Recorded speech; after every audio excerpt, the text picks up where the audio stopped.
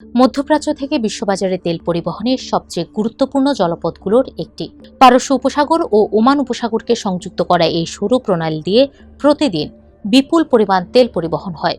বিশেষ করে চীন, ভারত, জাপান ও দক্ষিণ কোরিয়ার মতো বড় অর্থনীতির দেশগুলো এই পথের উপর অনেকটাই নির্ভরশীল। তাদের জন্য হরমুজ এক ধরনের জ্বালানির লাইফলাইন। 5+ স্টার রেটিং প্রাপ্ত দেশের সর্বোচ্চ বিদ্যুৎ সাশ্রয়ী ওয়ালটন এসি স্মার্ট কমফোর্ট এখন নেক্সট লেভেলে। বিশ্বের সবচেয়ে বড় তেল আমদানিকারক দেশ চীনও এই পথের উপর অনেকটাই নির্ভরশীল।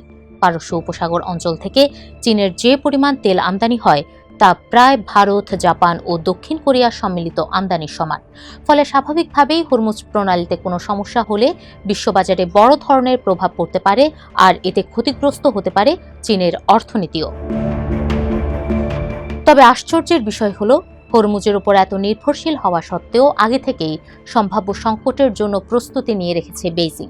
বিভিন্ন দেশ থেকে তেল আনা, পাইপলাইনের মাধ্যমে সরবরাহ করা, বড় পরিমাণে তেল মজুত করা এবং একাধিক উৎস ব্যবহার করে নিজেদের একটি শক্ত অবস্থানে নিয়ে গেছে চীন, যেখানে হরমুজ প্রণালী বন্ধ হয়ে গেলেও তুলনামূলকভাবে তারা অনেকটাই স্থিতিশীল থাকতে পারবে। হরমুজ প্রণালী বন্ধ হওয়ার আশঙ্কায় এশিয়ার অনেক দেশেই নাগরিকদের জ্বালানি সাশ্রয়ের আহ্বান জানানো হচ্ছে। কম সময়ে গোসল করা বা বাড়ি থেকে কাজ করার মতো পরামর্শ দেওয়া হচ্ছে। কিন্তু চীনের ক্ষেত্রে চিত্রটি ভিন্ন। দেশটির প্রধান সংবাদপত্রগুলো জানিয়েছে, দেশটির নিজস্ব বড় ধরনের জ্বালানির মজুদ বা শক্তির ভাণ্ডার রয়েছে।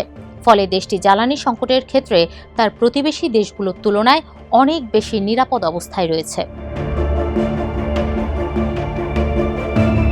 চীনের শক্তির সবচেয়ে বড় উৎসগুলোর একটি হলো বৈদ্যুতিক যানবাহনের দ্রুত বিস্তার। কয়েক বছর আগেও যেখানে বৈদ্যুতিক গাড়ি ছিল ভবিষ্যতের লক্ষ্য, এখন তা বাস্তবতা। 2020 সালের শেষ দিকে চীন সরকার 2025 সালের মধ্যে নতুন গাড়ির 20% বৈদ্যুতিক করার লক্ষ্য নির্ধারণ করে, কিন্তু বাস্তবে সেই লক্ষ্য ছাড়িয়ে যায় অনেক আগেই।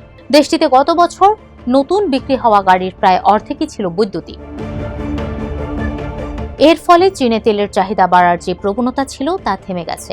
এমনকি centre for research and energy and clean air হিসাবে দেখা গেছে, বৈদ্যুতিক গাড়ির কারণে গত বছর যে পরিমাণ তেল সাশ্রয় হয়েছে তা প্রায় সৌদি আরব থেকে চীনের আমদানির সমান।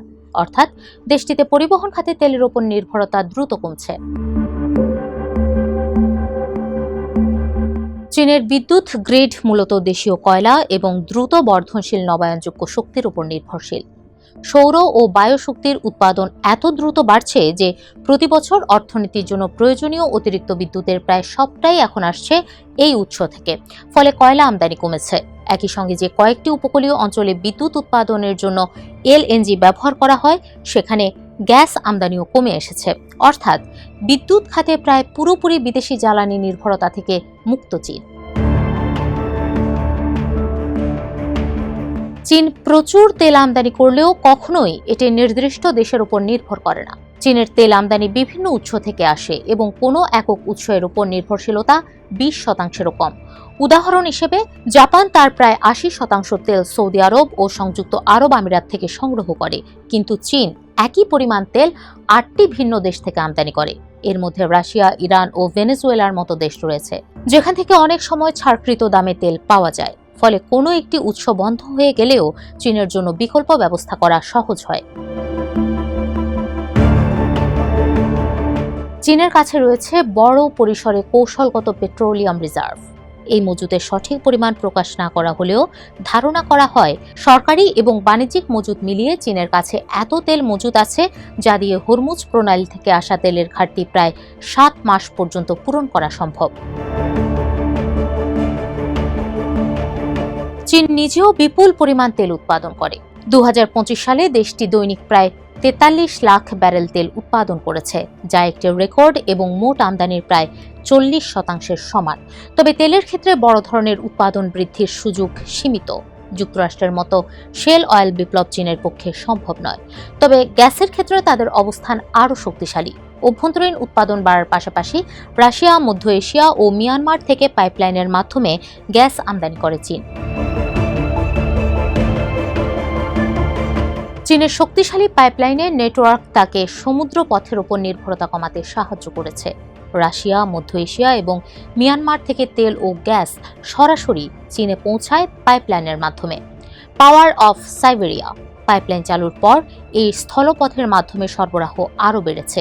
এছাড়া ভবিষ্যতে পাওয়ার অফ সাইবেরিয়া 2 নামে একটি বড় পাইপলাইন প্রকল্প চালু হলে চীনের সমুদ্রপথের উপর নির্ভরতা আরও কমে যাবে বলে মনে করছেন বিশ্লেষকরা। তবে এই সুবিধা জাপান বা দক্ষিণ কোরিয়ার মতো দ্বীপ দেশগুলোর নেই, তাই তারা সমুদ্রপথের উপর অনেক বেশি নির্ভরশীল। দীর্ঘদিন ধরে চীনের অর্থনৈতিক প্রবৃদ্ধি বিদেশি তেলের উপর নির্ভর করলেও সেই চিত্র দ্রুত বদলাচ্ছে। বৈদ্যুতিক গাড়ির বিস্তার এবং নবায়নযোগ্য শক্তির দ্রুত উন্নয়ন চীনকে এমন এক অবস্থানে নিয়ে গেছে যেখানে বিদেশি তেলের উপর নির্ভরতা আর আগের মতো নেই। প্রেস্টেড এনার্জির তেল ও গ্যাস গবেষণার ভাইস প্রেসিডেন্ট লিন চেন বলেন, খুব শিগগিরই চীনের তেলের চাহিদা সর্বোচ্চ পর্যায়ে পৌঁছে ধীরে ধীরে কমতে শুরু করবে। তাই আমদানির অংশ বেশি থাকলেও পরিস্থিতির অবনতি হওয়ার সম্ভাবনা খুবই কম।